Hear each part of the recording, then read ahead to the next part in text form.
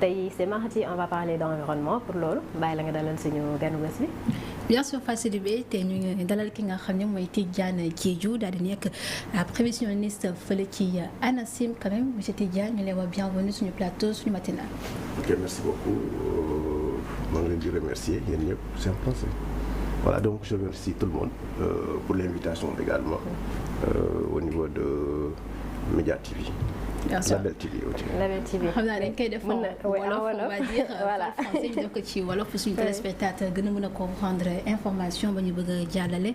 alors Tidiane nañuy tàmbali waxtaan wi ci li nga xam ne mooy tawum tay bi quand même ñu bëri daal di yeewu ñu di dégg ay tonnerre man dégg naa tonnerre avec Fatou Sidibé si suba si daal di gis taw yéen waa ANACIM mu ngeen ñu leeral la moo waral li ñu mel. Effectivement, on avait constaté qu'aujourd'hui il y a eu de la pluie ce matin.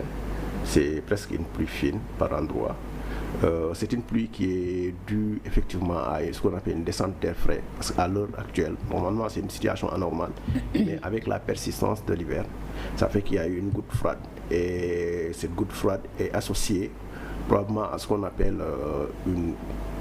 un saut au niveau du filtre. Il y a eu le filtre qui a été aspiré, donc qui a créé une interaction. Et c'est ce qui est à l'origine de ce qu'on a constaté. Et il faut dire qu'effectivement, même au sud-est du pays, notamment la situation pourrait continuer au sud-est et à l'est du pays. Et c'est probable. suñu téléspectateur nee nañ nga làkk olof ah oui ouais, parce que bëgg nañ comprendre bu baax a baax lan moo waral taw tey bi te am na ñoo xam ne comme sa jaam bi séeréer bi waaw nasaraan bi daal da leen di xaw a kii. nekkoon séeréer si séeréer sax dëgg la war na dëgg donc comme ni ma ko waxee tey si suba si ñëpp constaté nañu surtout côté Dakar man sax côté Kër Massar laa jógee ma gis ni mi ngi taw effectivement que loolu nag li ko waral comme ni ma ko waxee mooy seddaay bi am na lu ñuy naan goutte froide mais mun nañ ko tënk comme genre seddaay bu wàcc boobu nag nu mu wàccee côté Atlantique noonu lay jógee dafa coïncider tamit ak li nga xamante ne fit bi mooy front intertropical bi dafa xaw a kii donc ñu am interaction boobu moom moo créé lu ñu am ni moo tax ñu am taw bi muy taw seddaay presque lu ñu ko considérer comme taw di nawet non mais taw seddaay comme nu mu doon am c'est une situation anormale donc waaye gis nañ ni boo xoolee côté sud bi ak l'est du pays loolu nag dina continuer parce que tey situation bi mën na continuer ba ngoon suba si la ñu xalaat ne côté nord bi nii mën na am mu intéressé ko côté nord ba probablement peut-être sax Dakar mën na amaat mu xaw a wisaat tuuti. voilà. ay wis kese lay doon taw yi nga xam ne day fort comme taw nawet. non ay côté nord légèrement dina xaw a moo nekk ay taw yu xaw a kii tuuti yu yemamaay mais du nekk ay taw fort non yu ñuy constaté. mais hier Fatou Sidibé man di lire benn article fële ci suñu mbokk yi di Pulse daal ñu wax ni li ñu des si weeru koor gi dinañ yëg tàngaay bu metti rawatina fii ci Dakar te ñu daal gis taw boo xam ne day mel dafa indi seddaay lan lañ mën a xaar si 10 prochains jours yu ñu jëm nii. effectivement boo xoolee fii ak peut-être suba. ak situation bi dina tax situation bi descente d'air frais bi mooy tax mu xaw a yem tuuti ci te mbirum tàngaay parce que asamaan si de bu muuree bu comme jant bi kii naxaw na ko kii donc duñu xaw a sentir seen tàngaay bi mais boo jëlee alxamis à partir de alxamis tàngaay bi dina gën a renforcer waat ci biir dëkk bi lu mel ni ay côté boo jëlee Diourbel ay yooyu samedi dina renforcer wu même boo ci côté Dakar légèrement dinañ xaw a sentir parce que dinañ sentir ni dina xaw a tàng surtout bëccëg bi carrément dina tàng waaye nag benn situation inverse moom la ñu nekk di constater mooy ba léegi nii seddaay bi dina des ci li ñu naan le littoral donc surtout à partir du week-end bi donc week-end bi dinañ ko commencer sentiraat tuuti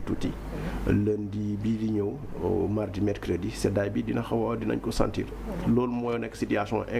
lu ñu naan anormal parce que léegi ak soppeeku jaww ji temps bi du mu doon lu ñu naan dérèglement temps bi du mu doon fonctionner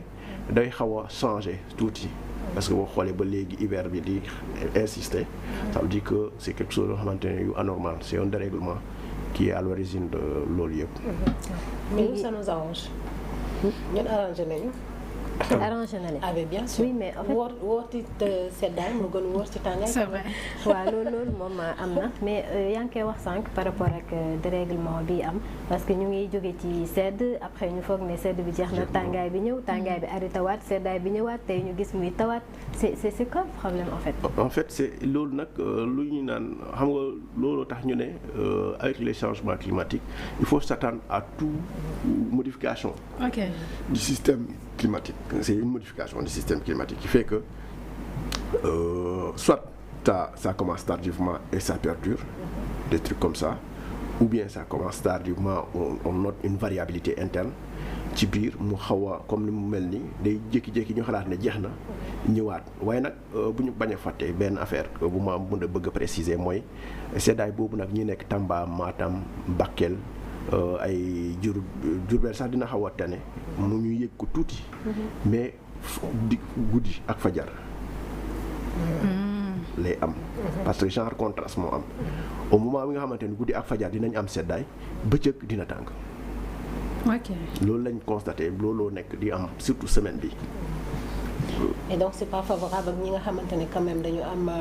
ay feebar comme sinusite wala asthme parce que surtout les asthmatiques dès que climat bi commencé di changer ça les fatigue et donc je pense que aussi su côté boobu noonu war ngeen mën a di sensibiliser la population à ce que ñu jël seen ay matuwaay parce que le fait froid chaud ça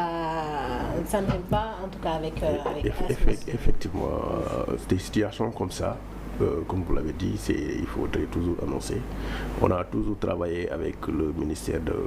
la Santé parce que l'ANACIM avec le ministère de la Santé, le ministère même de l'Environnement également, on a un accord qui nous a permis de mettre en commun un bulletin. Surtout ci période vague de chaleur yi dañuy émettre benn bulletin bi nga xamante ne en commun ñoom ñooy ministère de la santé ñooy chargé wu côté kii ni ñuy naan sensibilisation les impacts que ça peut avoir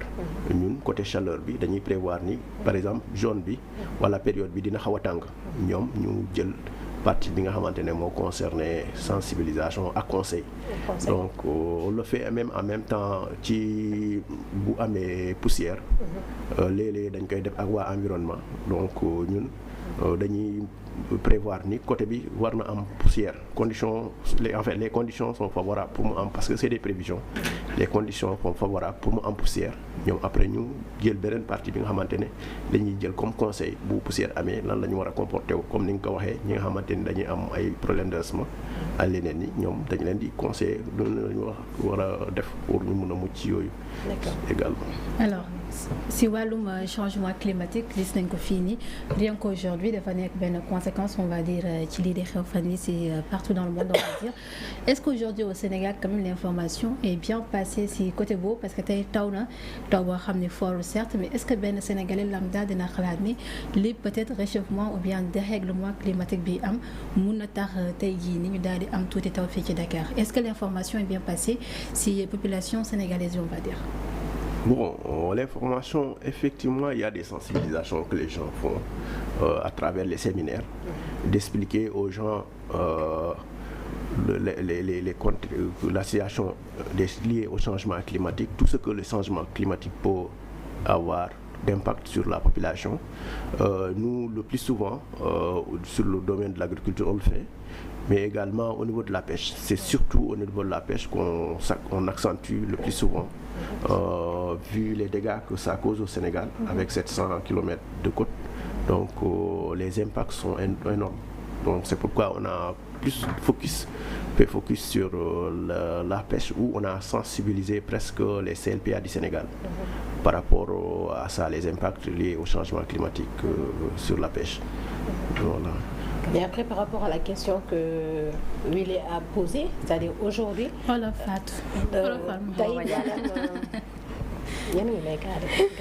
donc maanaam tey par rapport ak moom question bu mu posé mooy est-ce que population sénégalaise bi ñoom ils sont assez avertis par rapport ak li nga xamante ne mooy changement climatique bi di jur lii nii yëpp est-ce que tu vois parce que le Sénégalais lambda amul accès à des séminaires comme tu l'as dit est-ce que bu ñu jógee ci séminaires yi est-ce qu'il y a une campagne de sensibilisation boo xam dina dem ba fin fond fi nga xamante ne foofu la Sénégalais lambda bi nekk amul internet amul ceci amul cela mais a besoin de savoir ce qui se passe pour que moom bu mën a jël ay matuwaayam parce que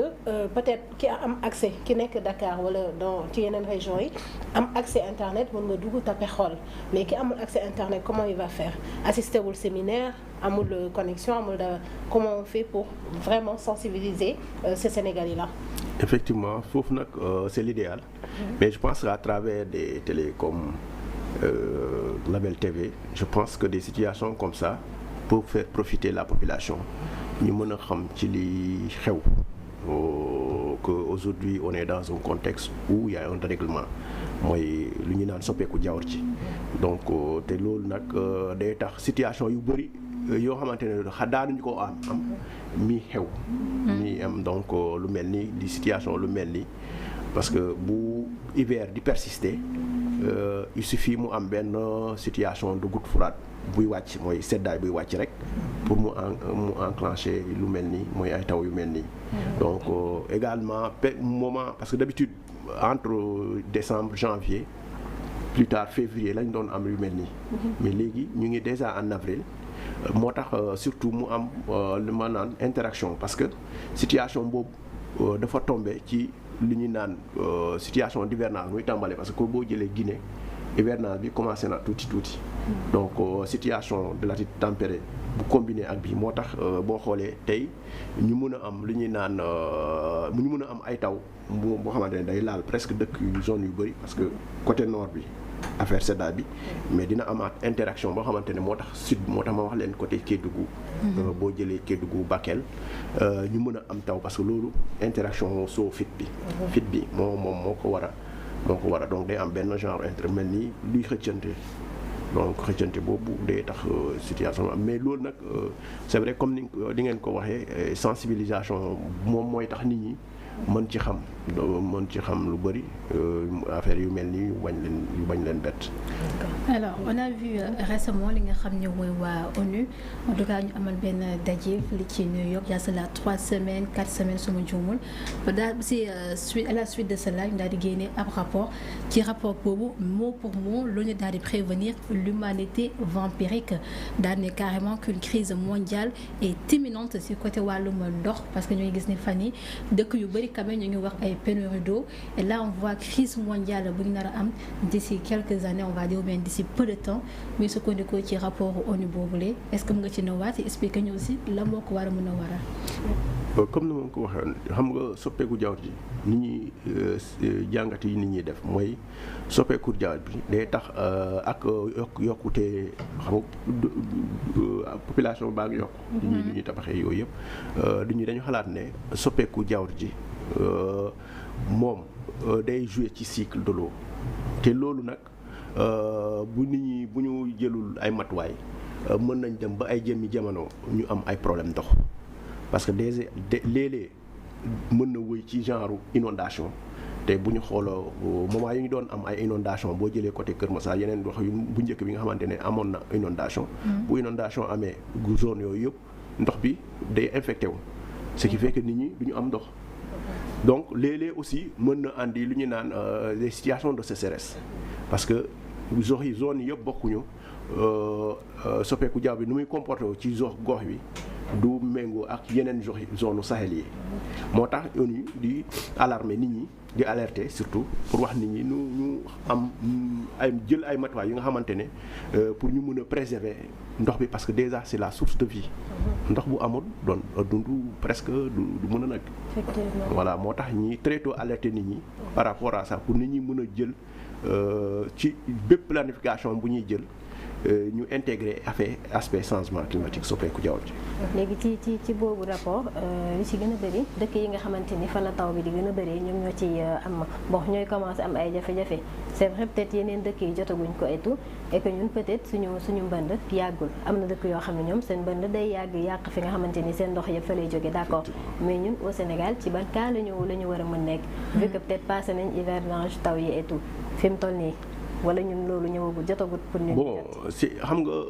ONU kii yi mooy li ñu naan des situations de prévision dañuy alerter de manière globale. la situation globale dans le monde entier la ñuy alerter léegi kenn ku nekk yow ci contexte bi ngay nekk ngay prévoir loolu. boo xoolee ñun comme ni ma ko waxee pënd bi comme autant pour moi mooy inondation bi léeg-léeg mooy faral gox yi nga xamante ne dañuy inondé wu ñu am ay problème de ndox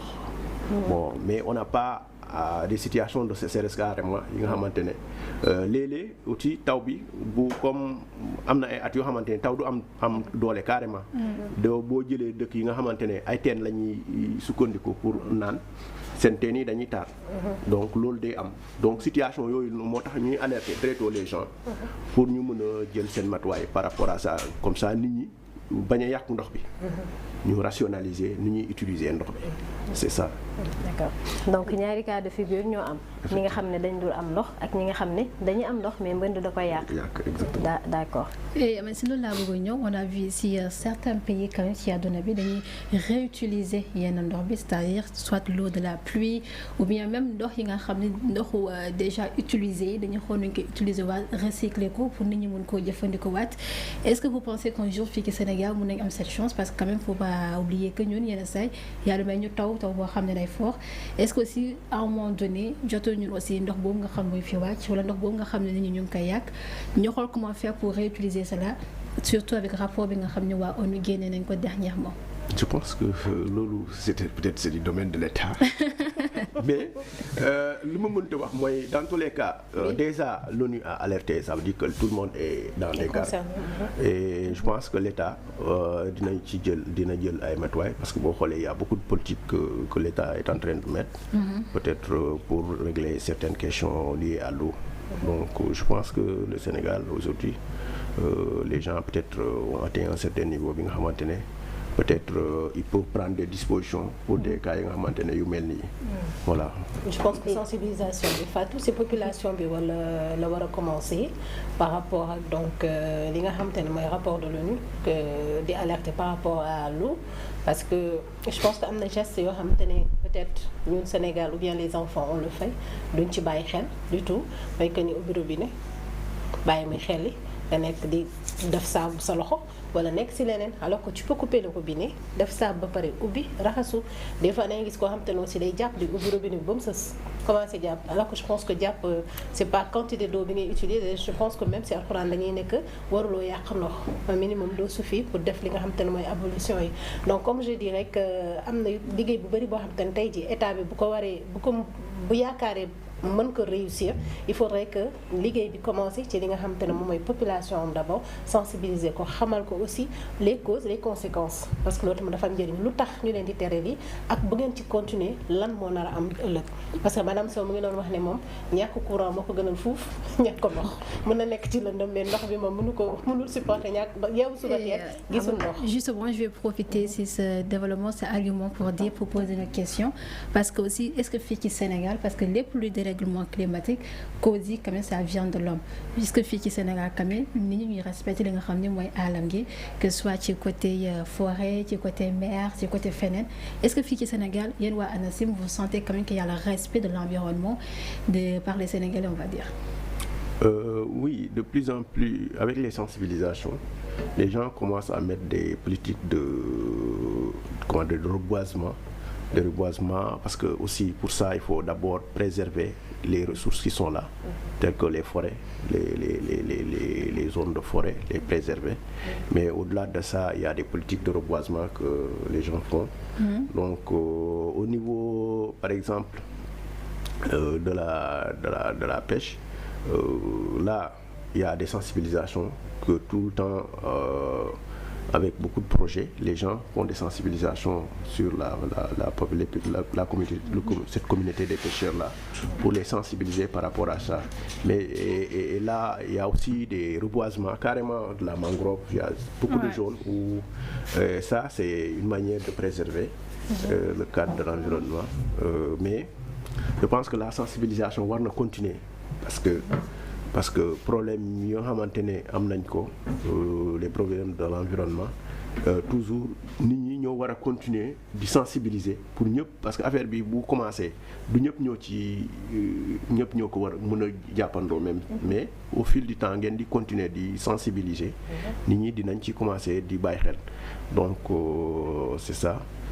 Alors, alors am dëkk yu bëri yoo xam ne peut-être je sais pas ndax changement climatique moom moo koy waral et tout mais ñu fay remarquer ay tremblement de terre yi day metti yi tane est-ce que ñun au Sénégal on est à l'abri de tout ce qui concerne le domaine boobu. Bon, ça c'est une question. Géographe. Aux autres. Voilà. Quand on parle de météo, quand on parle de tout ça, mais je pense que le tsunami, on va dire. Les géographes, bon. Peut-être, xam nga am na yenn question yoo xamante ne ça ne touche pas carrément nous tout ce qui est atmosphère. Et on interagit sur tout ce qui touche l'atmosphère, mais aussi la mer, parce que la météo c'est l'atmosphère et tout ce qui est temps. Maintenant, du domaine des tremblements de terre et autres, ça c'est un autre domaine. Peut-être ni ça mën nga ci joxe sa xalaat bopp lay nekk mais ça ne sera pas un point de vue scientifique. Donc, justement c'est ça. si seen domaine léegi la ñuy ñëw on est mois d'avril phase Sidibé peut-être que nawet si d'ici quelque temps est-ce que waa ANACIM fu mu toll nii am ngeen loo leen séntu en tout cas si nawet bi ñu waaj a jëm si nawet bi ñu waaj a jëm fii ci Sénégal lu ñu daloon daaw mbaa mu ngi dalaat ren ou bien. En tout cas on attend la fin du mois d'avril. Avril bi pour ñu génne prévision saisonnière première prévision saisonnière parce que première prévision saisonnière la ñuy def après ñu def mise à jour. Ok. Parce que boo xoolee loolu yëpp dañuy xool situation température de la surface de la mer nu muy comporté wu ñu mën a def prévision parce que bassin atlantique yi la ñuy xool océanique yi la ñuy xool pour ñu mën a def prévision. Dañuy xool nu muy comporté wu l'Atlantique sud l'Atlantique nord et le Pacifique. Dañuy xool suivant configuration bu ñu am en avril loolu day permettre ñu am une idée que nan la nawet bi mën a méngoo. Ok. Donc noonu la mais kii bi génnagul ñu ngi koy travailler. D'accord. Donc bu paree normalement avant fin avril bi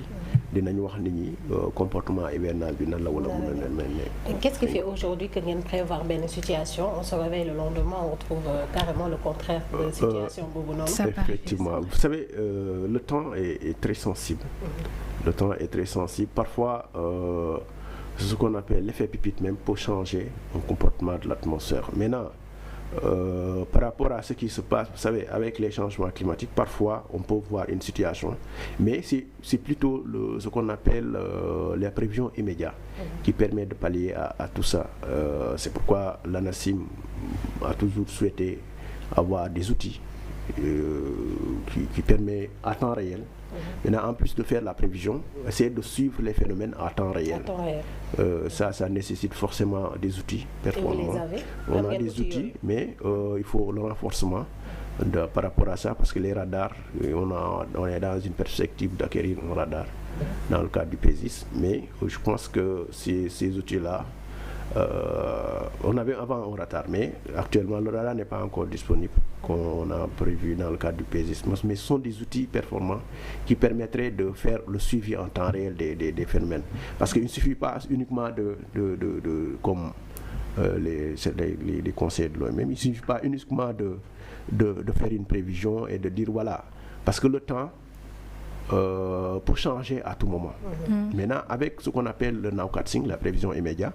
il suffit, si vous constatez un changement par rapport à ce qui a été prévu, automatiquement vous faites des situations d'alerte ou bien généralement on le procède le plus souvent pendant l'hivernage. Vous allez vous rendre compte qu'on fait une prévision, après maintenant on renvoie pour faire des SMS qu'on envoie automatiquement au service pour dire que la situation, ça c'est le nowcasting qui nous le permet de le faire parce que le temps est changeant. C'est un domaine qui est vraiment chaotique. En tout cas,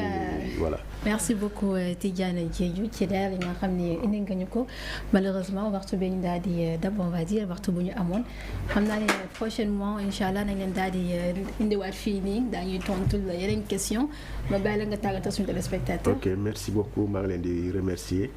waa Label TV ñuy remercier spectateurs yi rek surtout yéen yi nga xamante ne yéen ñu permettre ñu nekk ci plateau yu mel ni mën a wax aussi ak population bi loolu lu am solo la parce que lu mel ni ANACIM jar na de temps en temps comme ni ngeen waxee affaire sensibilisation de temps en temps ñu wax nit ñi pour ñu mun a xam li xew ak situation soppeeku jaww ji lan la ñu mën a xaaranti loolu c'est important de temps en temps bu mel situation cadre yu mel nii bu amee day tax comme ni nga ko waxee ñu bëri di xam ñi nga xamante ne dañoo sori ak ñi nga xamante ni xëy na duñu amuñu situation internet ñu mën a xam li xew. donc c'est ça moo tax vraiment rafetlu naa seen invitation bi di leen remercier très sincèrement. en tout cas ñoo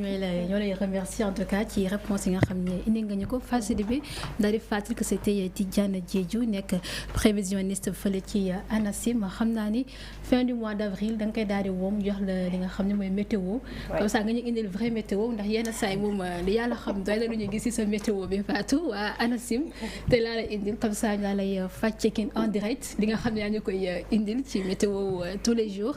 Malheureusement Aliou n'est pas là pour m'appuyer en tout cas merci à toi merci à Fatou Sène merci encore à Tidiane Diédhiou merci à képp koo xam ne yaa ngi seetaan sur Label TV di continuer di ko seetaan et bien sûr suñu xibaar yi mais aussi suñu li gën a fës ci yéenekaay dinañ ko indilaat ci 13h bu jotee suñu xibaaru 13h Fatou Sidibé bien merci à toi. bien merci à toi Sadio Diallo Fatou. voilà di leen di remercier donc l'équipe matinale di remercier téléspectateurs yi nga xam te ne ñoo ñu doon suivre di remercier aussi suñu invité monsieur Tidiane Diédhiou indi na ay leeral